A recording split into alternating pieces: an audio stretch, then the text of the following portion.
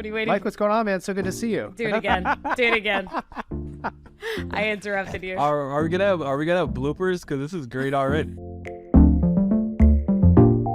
Hello and welcome to Talking July with Chris Savage. I'm your host, Chris Savage. I am joined by Sylvie Lubau, directly in via satellite from Brooklyn. In via satellite. I am having some. Well, aren't you tethered? Aren't you I'm tethered? tethered. Right now? I'm having some Wi-Fi outage issues. So the old hotspot. You know what? It's pretty amazing that we're in this world where you can just call in from your phone, do a whole interview like this. Like I actually am inspired. I'm inspired in this moment. As a producer, it makes me on edge, but I was trying to be cool as a cucumber. Can't even say it. That's how not cool I am. Oh, you were so cool in that one. That was, I was great. silent. And when we talk about that one, we are talking about the interview today with Mike King, who is the founder and CEO of iPullRank, which is a content strategy agency. Mike is a keynote speaker. He's writing a book right now. He's an expert on SEO. And this interview we get in there is, you're not going to be surprised, AI implications to SEO, search. We also get a little heady. Got a lot heady. Got real heady. Yeah, I was squirming. I was feeling the weight of morality in that interview. But tell me, Savage, what's got you talking too loud? You know, there's a lot of things I think today. I am talking obviously way too loud about generative AI. I'm talking too loud about the speed that things are moving. But we get into both of those things in the interview. I just finished Shrinking. Have you seen that? I saw on Shrinking. Apple TV Plus. Yeah. I love Shrinking. It was just really hit me. It was so fun to see. I don't know. We finished it last night, and I was thinking to myself, it's like, I hope this isn't a spoiler alert, but you actually like all the characters in the show. You do. And you're like rooting for all of them, which feels kind of rare in a lot of content today. That, like, you know, there's like the dark underbelly, blah blah blah. Don't get me wrong, I love that stuff too. But it was, I just really love the fact that it was like, I'm rooting for all these characters. There's a lot of drama in their lives. There's a lot of conflict outside of them that we see, like, on the show. But it just was fun and engaging. I really loved it. It's nice to see Harrison Ford in like a softer role. Still a little prickly, Yeah, but you know. Did you see this story? Did you hear the story about how he agreed to be on the show? No. So the writer of Shrinking, Brett Goldstein, I think is his name, who also was on Ted Lasso. is on Ted Lasso. Yeah. And so he wrote it with Jason Segel and some other people, and they apparently wrote this role for Harrison Ford, and they're like, we think he would be perfect for this, but he'll never do it. So they sent it to him there anyway, because it's just too easy to send people stuff. And he said, his agent said, oh, he wants to meet with you. He wants to meet someone at his house for dinner. And so Brett went to meet him. I hope I'm getting the story right, because I saw this, somewhere. And Brett went to his house and showed up, and Harrison Ford was at the door, which was like a shocking experience, like Han Solo at the door. And he said, best script I've ever read. And Brett's like, oh my God. He's like, I'm going to do it. And he's like, really? Okay. And then Harrison's like, so can we just eat now? Because he said he wanted me for dinner. He's like, let's just eat. And so that was like this, built up this whole thing, Brett being really stressed or what have you. And then he got there, and Harrison Ford just loved it from the beginning. It was kind of fun. That's sweet. That's really sweet. And with generative AI, Harrison Ford might live forever. That's a tease for what's coming down the pike. Oh yeah. He may live forever. We may always have Indiana Jones with us. Yep. Still wrapping my mind around it. So should we go into the interview to learn more about this? I think so.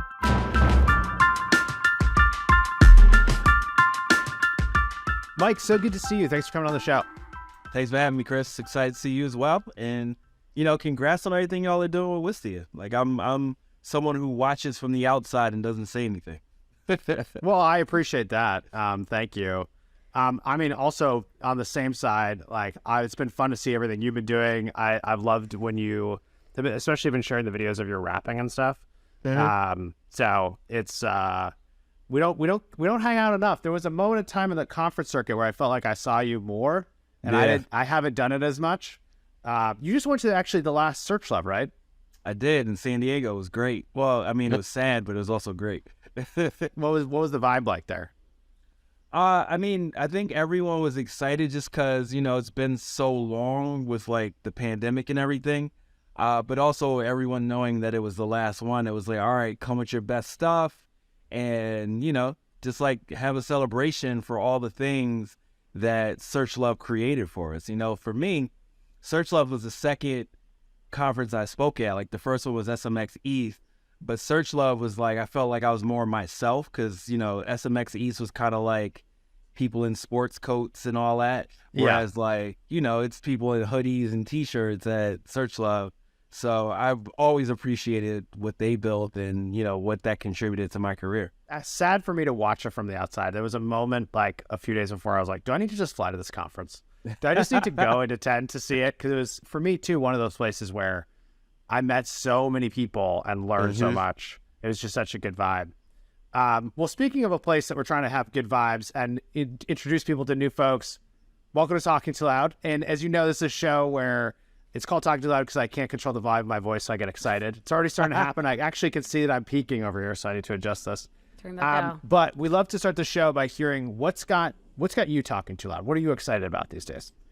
Yeah, generative AI, like everyone else, which is weird because it's something I've been on for like 3 or 4 years now. So it's weird to watch the world get on it because we've been doing things with it like as early as GPT-2. We've been deploying that sort of stuff for search. But, you know, just like the pace of advancement right now is just so difficult to keep up with. Like, I'm not someone that experiences anxiety regularly, but when I look at my Twitter feed now and see how quickly people are coming up with new stuff, I'm just like, yo, slow down, y'all. And it's actually kind of funny because just today, there's like a petition that people like, you know, Elon Musk have signed where they're asking everyone to like stop it with all the innovation in generative AI for 6 months. Like, don't come up with anything that's crazier than GPT-4 for 6 months, which is, there's no way people are going to get on board with that. Like, there's no way. But it's just wild. That's crazy. Yeah. Yeah, it's wild that like that's where we're at. Like everyone's like, yo, just slow down. This is too much.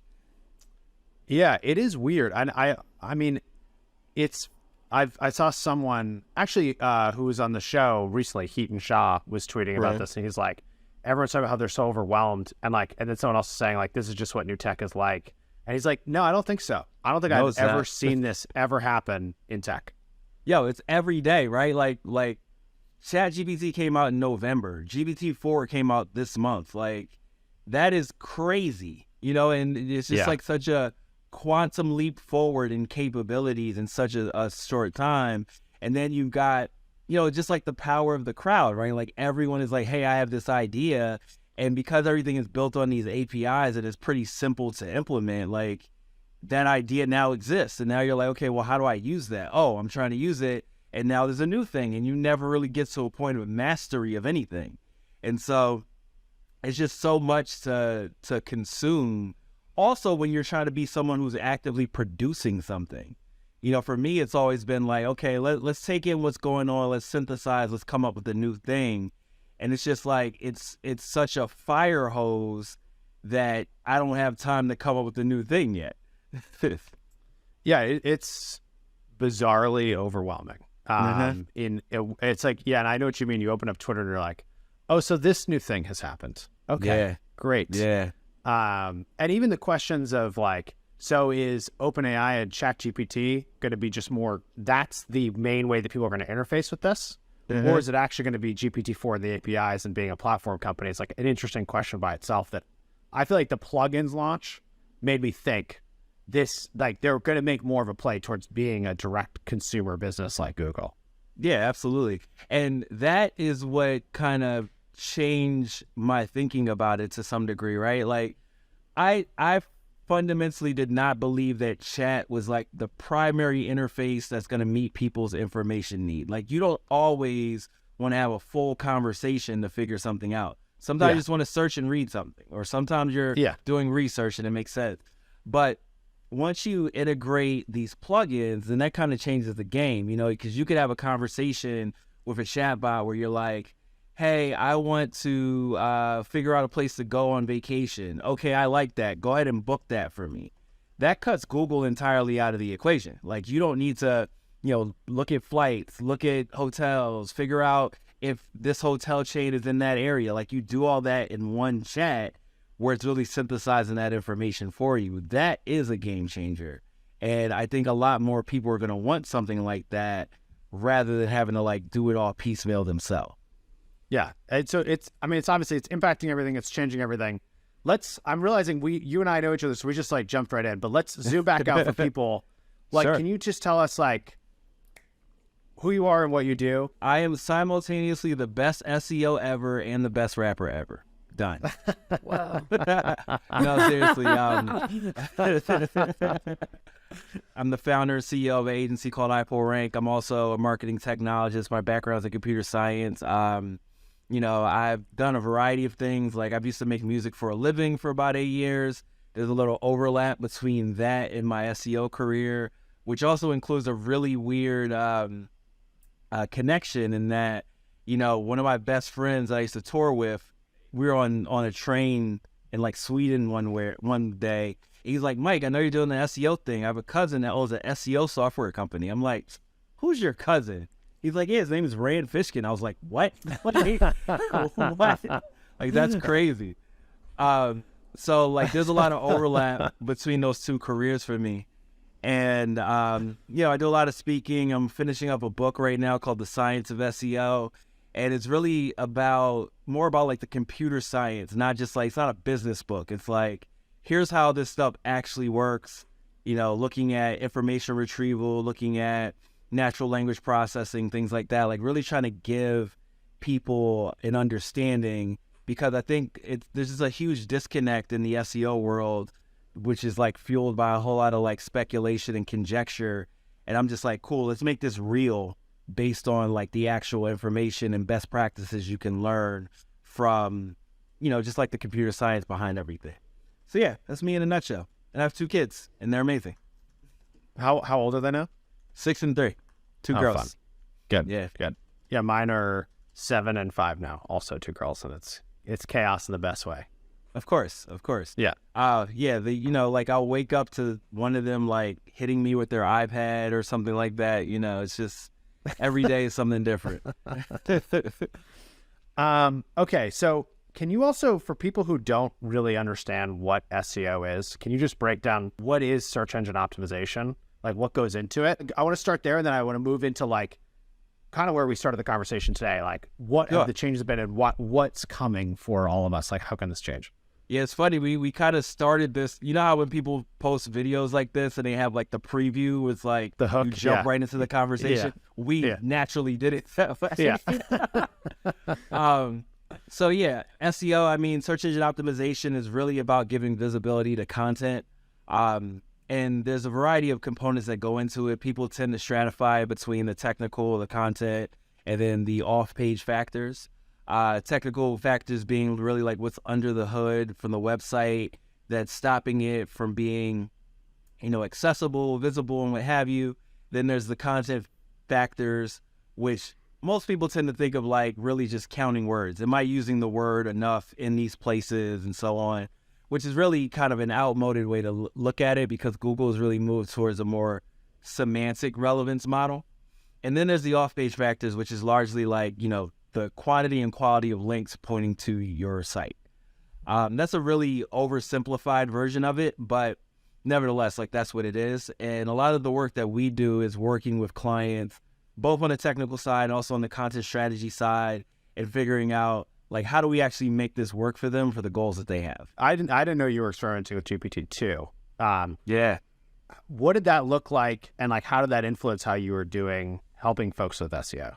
Yeah. And primarily we were using that for e-commerce sites, because there's a dirty little secret in e-commerce sites where it's like, you could just make a whole bunch of near duplicate pages and have them based on like internal searches. So let's say, for instance, someone searches the keyword red Nike sneakers on your e-commerce site.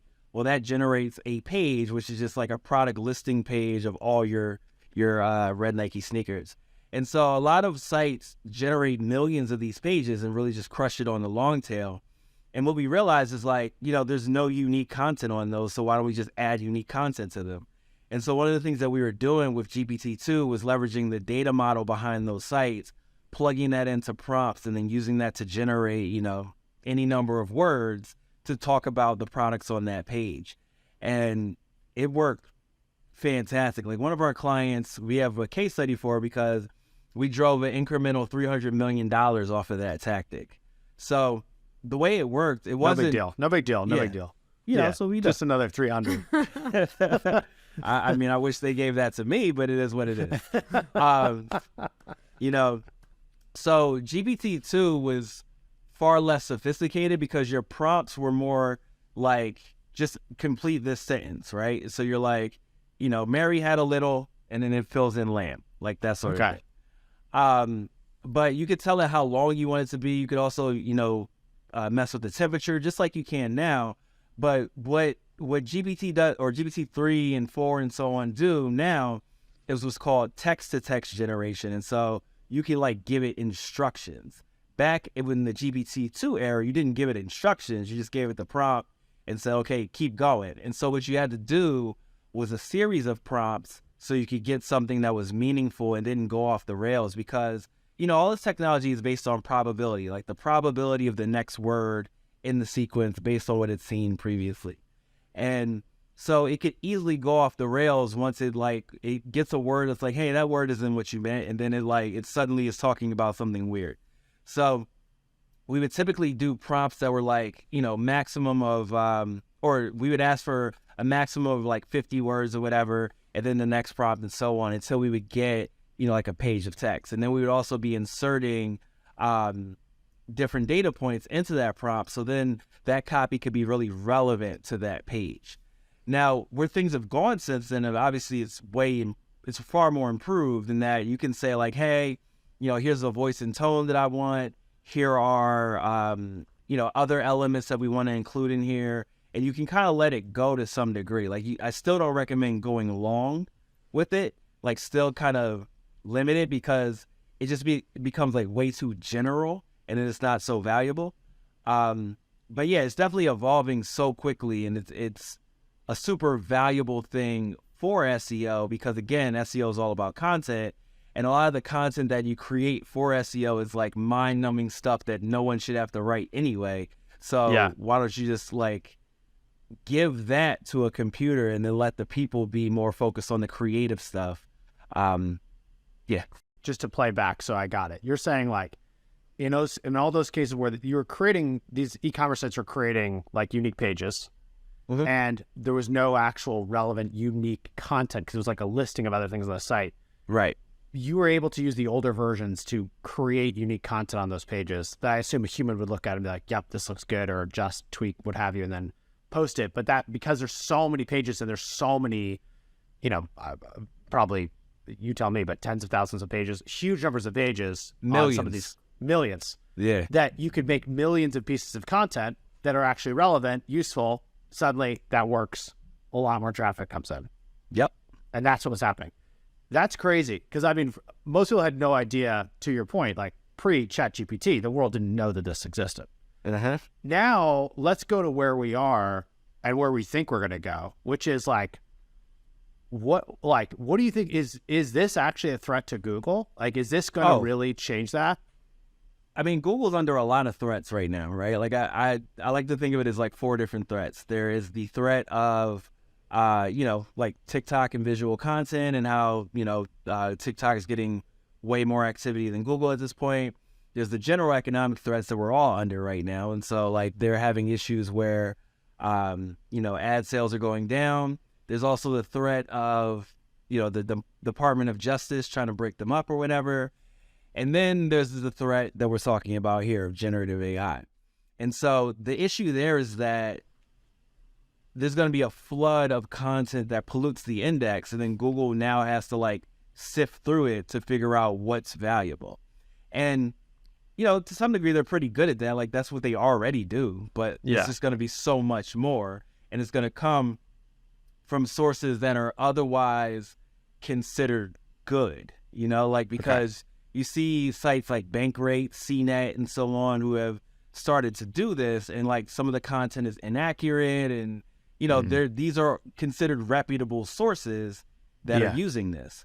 So, and the other thing is that now we have the capability to generate like propaganda at scale, right? And so previously Google could say, okay, well, what we're seeing across the web is, you know, these are the facts. And so if a whole bunch of pages are suddenly saying like, no, that's not the fact, well, Google has to contend with that, right? And so again, if we get to a point where, let's say I'm like a bad actor, which I'm not, I'm a fantastic actor, Oscar winning.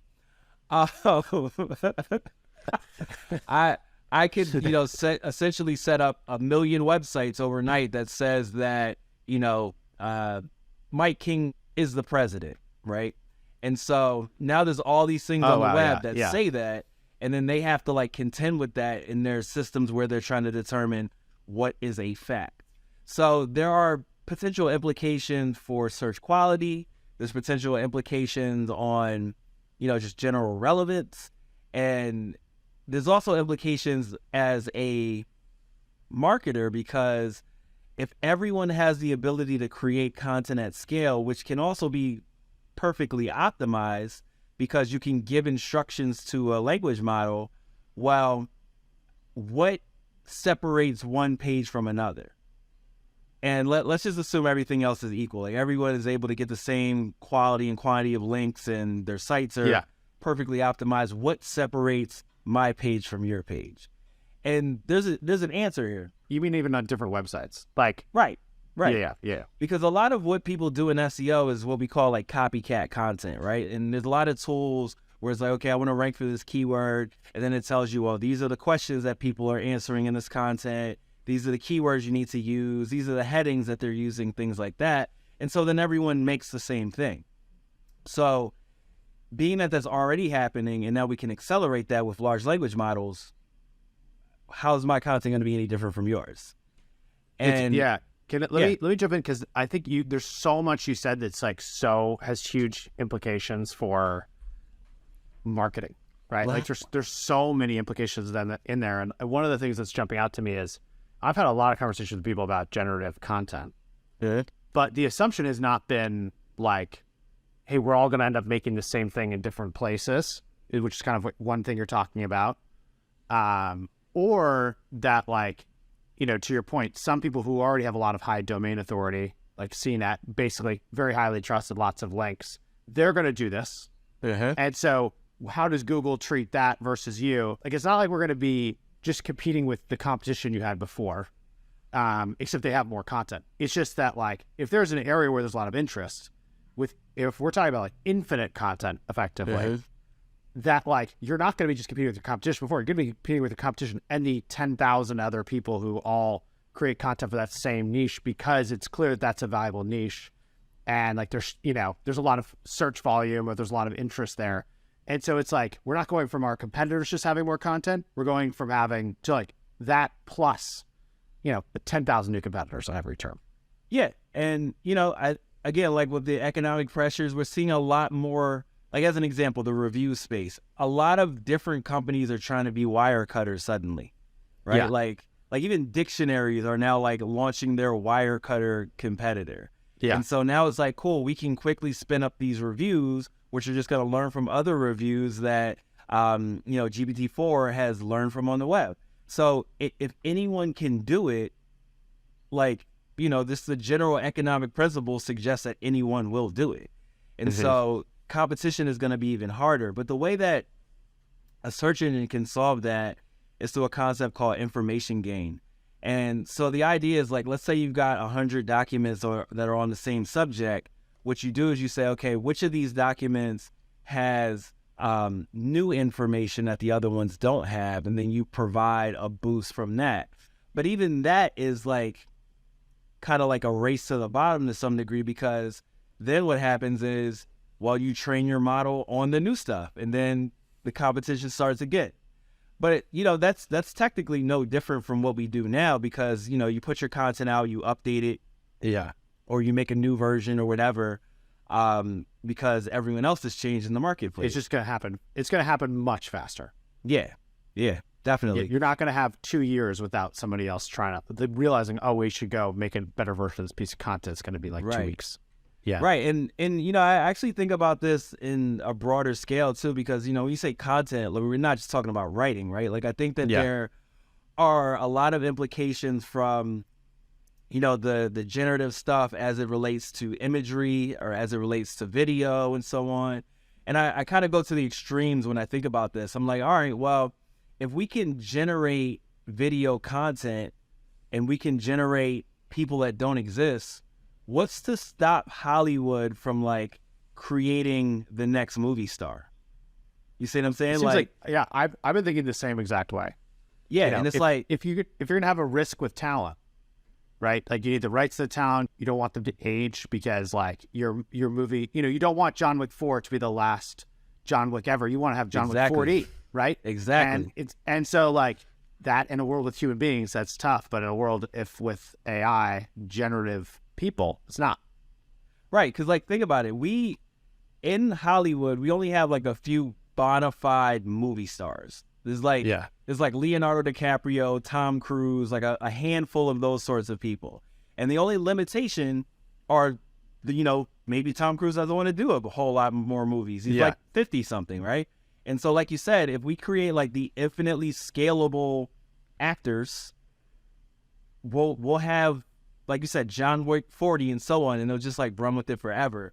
And we're already seeing examples. Did you hear about the Bruce Willis thing? Oh, he sold the rights to his likeness or whatever, right? Yeah, good. Yeah. Which basically is like, pretty, like, he can't act anymore.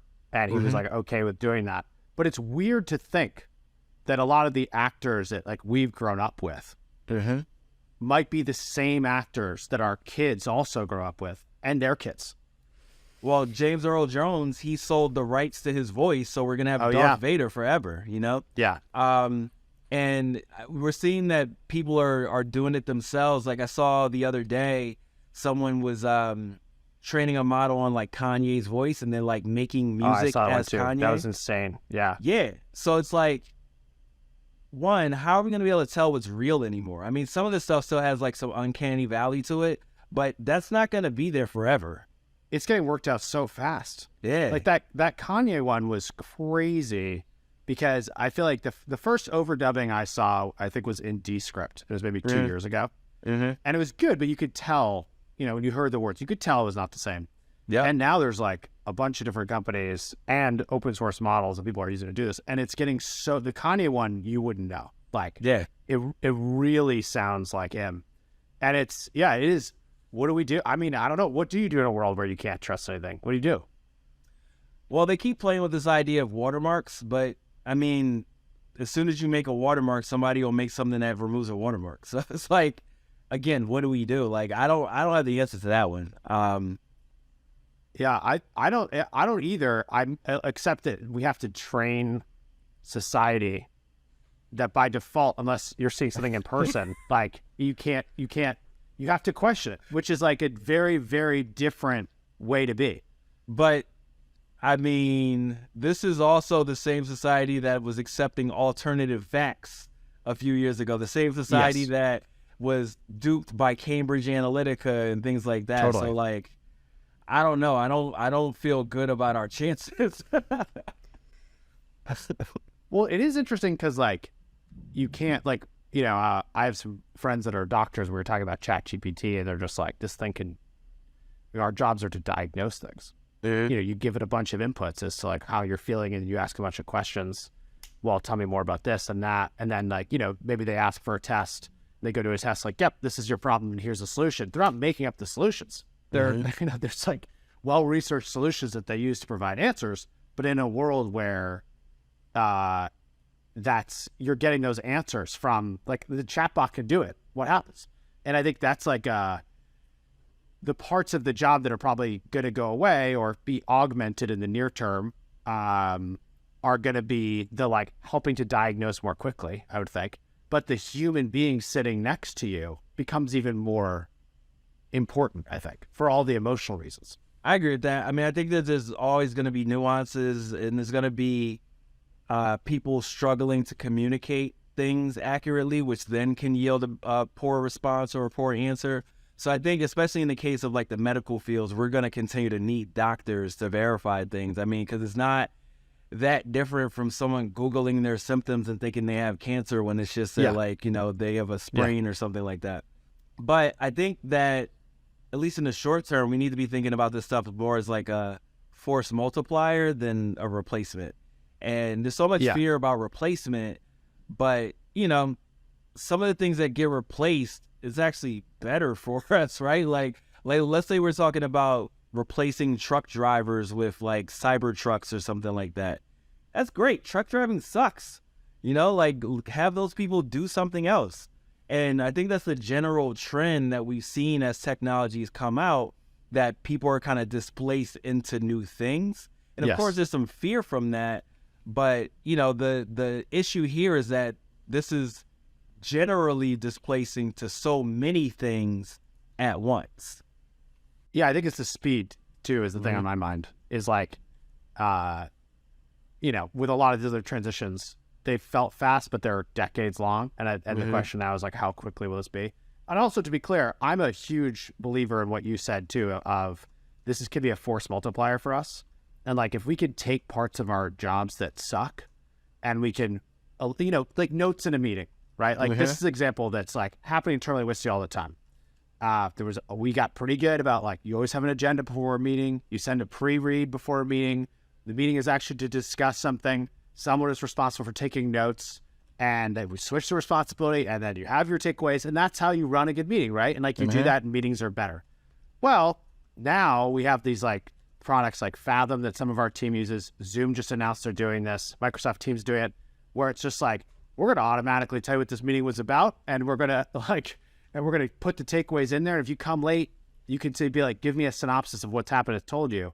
That's doing something that is an annoying job that's good but important that we were doing before that now software's going to do. That's amazing. And that's going to save time for everybody and make us more productive. That's fantastic. I think that force multiplier effect is like really exciting and is the near term. And I think the question is like, what's happening over the longer term? And like, to the point we were getting into a little bit before, like some of these societal things are just kind of crazy to think about. Yeah.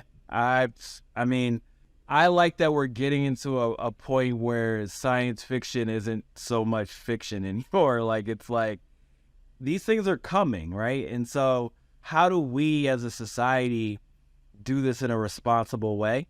And how do we make sure that we're putting like the right safeguards in place?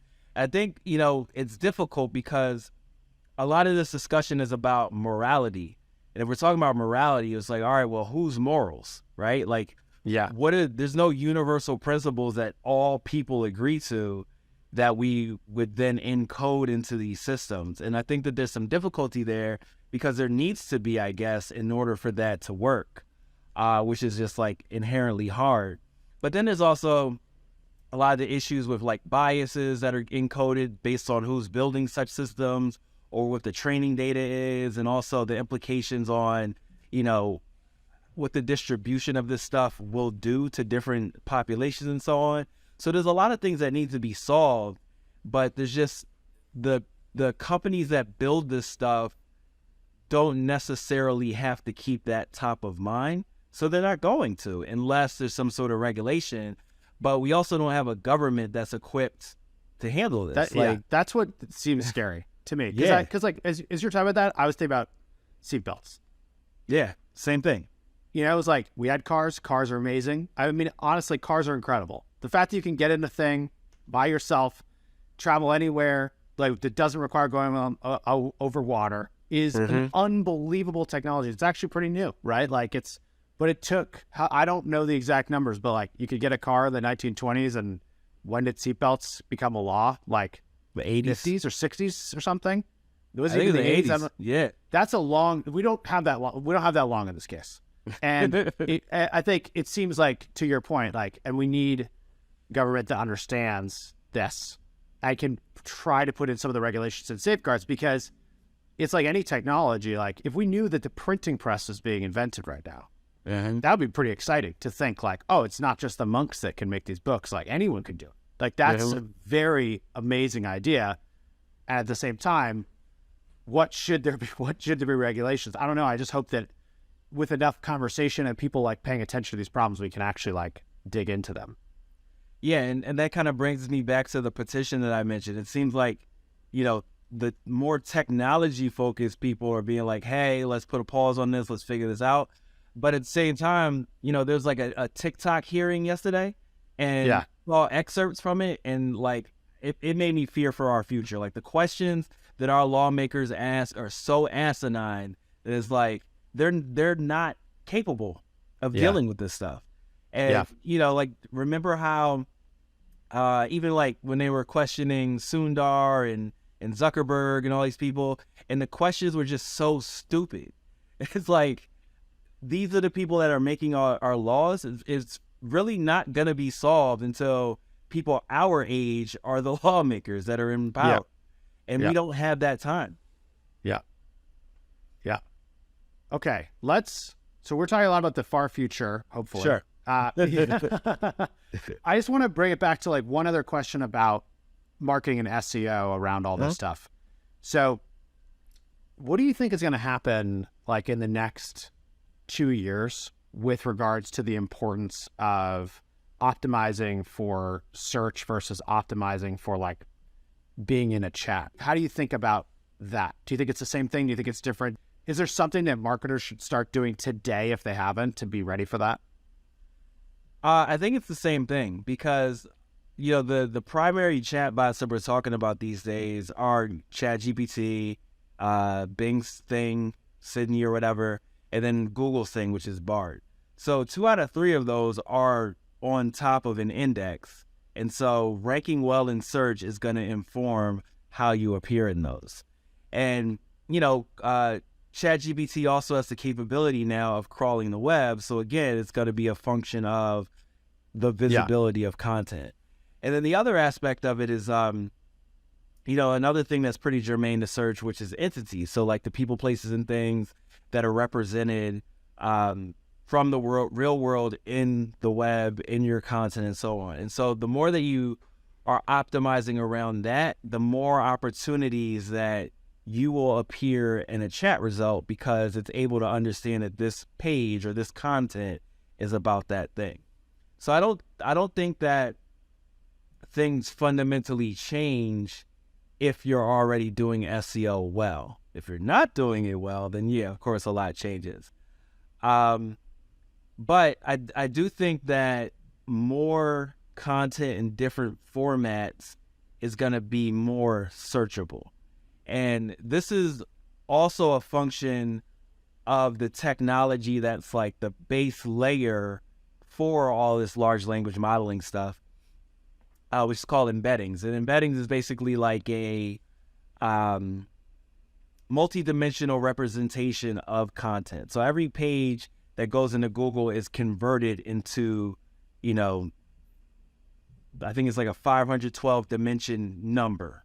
And so images are represented this way, videos are represented this way. And so they're just getting a lot better at relevance for content across, a variety of different formats.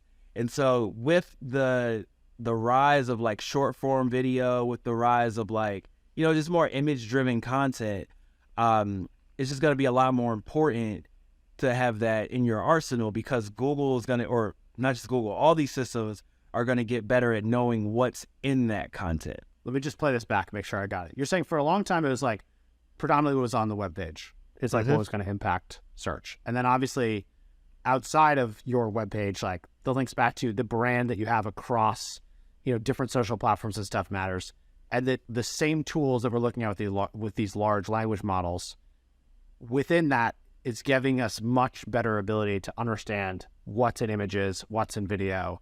And so that's all going to factor into the algorithms that are actually surfacing authority and valuable, unique content and things.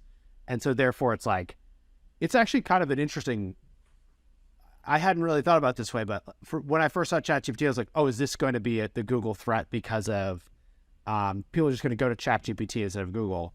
And now what you're saying is like, well, for the marketer, all those things you're doing for SEO before are actually maybe more important but also you have to layer on all the other best practices of marketing on the web today and digitally. And if you don't, you're going to be missing out like pretty big. Like, you can't be just like one channel only. You have to do all of them. Absolutely. Yeah, there's a lot here. We just covered a lot of stuff. And I honestly don't want to stop talking because I feel like I want to go deeper with you on this. So if there was a company that you see that's like doing all of this really well, like ready for this world that we're going into, who do you think that would be? I don't think anybody's ready for this. I think a lot of companies do content really well. And, I don't think I'd list anyone that other people wouldn't list. But I don't know that anyone is really prepared for this because, like we've been discussing, it's been sprung on all of us. But I do think that the companies that have been great at content are going to be the ones that are going to be set up to succeed. Because for all of this stuff, people are kind of just looking at it like, okay, well, I have this tool. Let me like just create content, throw it out on the web. And often there's no like centralized strategy around it. And what I mean by that is like you've got, one random copywriter that's using ChatGPT, and then you've got, one random video editor who's using Whisper or whatever. Like they're all just kind of doing their own thing in their own isolated places. But really, this is still a function of content strategy. And I don't feel like anyone has like centralized the idea, like, here's how we use generative AI. Here's how we get the right, voice and tone out of it. Here's how we get consistent imagery from Midjourney and things like that. The person or the group that figures that out first is going to be the real winner that leaps ahead of everybody. And, there's some great tools out there like AI PRM, which is kind of like a library of prompts. It's like a, free tool that a lot of people are using. I definitely encourage people to use that because it helps with, like kind of systematizing a lot of this, and that it has a lot of pre-baked prompts that'll help you get you what you want. But ultimately, you're going to want to like build your own for your own company and then put together like the right workflows, governance models, and the same thing that you typically do for content strategy. But again, it's such a novelty that I don't feel like anyone has really figured that out yet. Yeah, we haven't had time. Every day there's a new thing. Exactly. Mike, thank you so much for coming on the show. This was great. It's so good to catch up. It's been way too long. Thanks for having me. And I hope you'll come back for another episode at some point. We can just do a part 2 of this. There you go. And where is the best place for people to connect with you to learn more? Yeah, iPullRank.com, and I'm at iPullRank on all the things, like Instagram, Twitter, etc. Perfect. Thanks, Mike. So good to see you. Are you okay, Sylvie? No. Every time you guys talk about AI on this show, I have a freak out. Yeah. There's Yeah. there's so much to take in, and it has so many implications. Like I'm processing. I feel like the same, and Mike started the interview by talking about this petition for everyone to just like stop it for 6 months. That's what I like that. Just stop. Yeah. Let us catch our breath. It's just, yes, and I think it's I like that too, and I get it. And I think the weird thing is like it's also one thing I've been thinking about a lot is there's going to be AI everywhere, but trust is going to become much more important. And so we know this, like, can you trust what you're seeing? But also, which brands do you trust?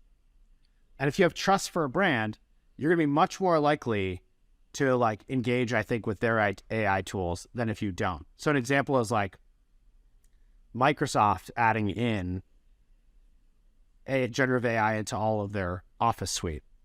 They have a huge user base. Microsoft's been around for a long time.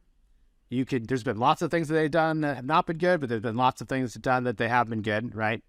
I think you look at that as like, well, should you trust that like their word processing app that has generative AI? Should you trust Google's, or should you trust the thing you've never met before?